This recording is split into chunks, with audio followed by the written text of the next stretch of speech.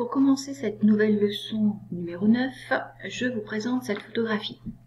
Alors, sur cette photographie, je pense que vous avez reconnu différents produits laitiers. Ces produits laitiers, nous les avions cités dans notre leçon numéro 7. Autrement dit, ce sont des produits qui sont réalisés à partir du lait.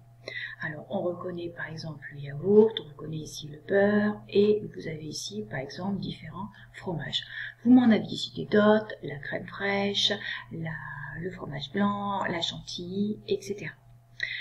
À la ferme, lorsque nous avons fini notre visite, vous avez pu comprendre comment, à partir du lait, nous étions capables d'obtenir du beurre. Nous avons simplement pris dans un petit bocal de la crème liquide entière que vous avez pu agiter assez rapidement et nous avons pu voir apparaître la petite boule de beurre dans votre pot.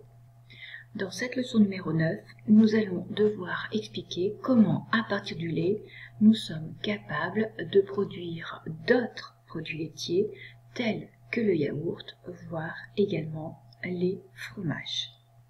Nous allons commencer dans un premier temps par expliquer comment, à partir du lait, nous sommes capables d'obtenir des yaourts. Et nous allons prendre l'exemple d'un yaourt nature.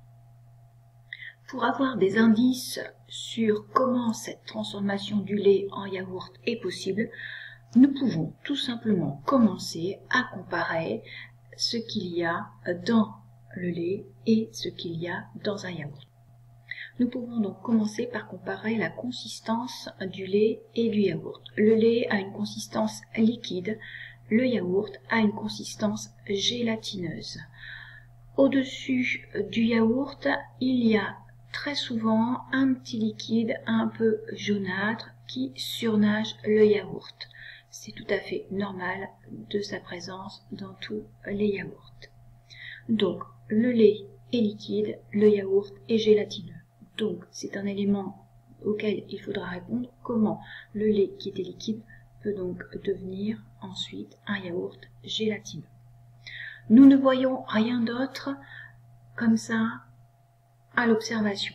Il faut donc en apprendre davantage sur la différence entre le lait et le yaourt en regardant leurs constituants, en regardant leur étiquette. Vous avez ici à nouveau l'étiquette correspondant à une bouteille de lait. Cette étiquette, nous l'avions déjà observée au début de la leçon précédente. Vous avez ici maintenant l'étiquette qui peut se trouver sur un yaourt nature. Si vous en avez à la maison, j'insiste peut-être sur le yaourt nature où ce sera plus lisible, vous pouvez également comparer ce que vous pouvez voir sur votre pot de yaourt. Nous retrouvons les éléments nutritifs au niveau du yaourt et nous pouvons les comparer par rapport au lait. Nous avions dans le lait des matières grasses, lipides, des glucides, des protéines, du sel et du calcium, des minéraux. Nous retrouvons ici ces mêmes éléments au niveau du yaourt nature, des protéines, des glucides, les lipides, nos matières grasses, le calcium, donc des éléments minéraux. Nous avons donc les mêmes éléments nutritifs dans le lait et dans le yaourt. Seules les quantités peuvent un peu varier. Donc pas de différence à ce niveau-là. Alors maintenant nous regardons la liste des ingrédients, autrement dit la liste des éléments qui ont été utilisés pour fabriquer le yaourt.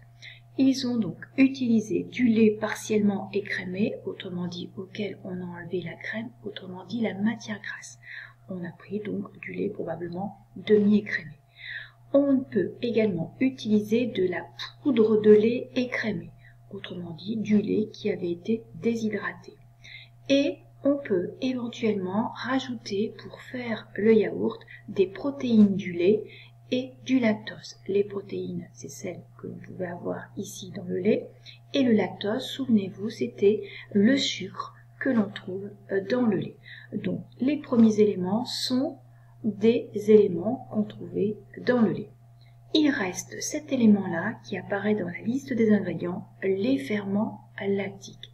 Les ferments lactiques n'ont jamais été cités auparavant dans les constituants du lait. c'est donc un élément inconnu et le problème que l'on va devoir résoudre pour ensuite expliquer comment on fabrique les yaourts, c'est que sont ces ferments lactiques. Pour résoudre ce problème, vous allez devoir réaliser l'activité numéro 23 sur le site de la cuisinière. N'oubliez pas, je vous le rappelle, d'enregistrer votre activité avec votre nom, prénom et surtout le numéro de votre groupe de 6e. J'insiste pour pouvoir retrouver facilement les activités appartenant aux différents élèves. N'oubliez pas non plus d'enregistrer et de noter le code à la fin de l'activité. Bon courage!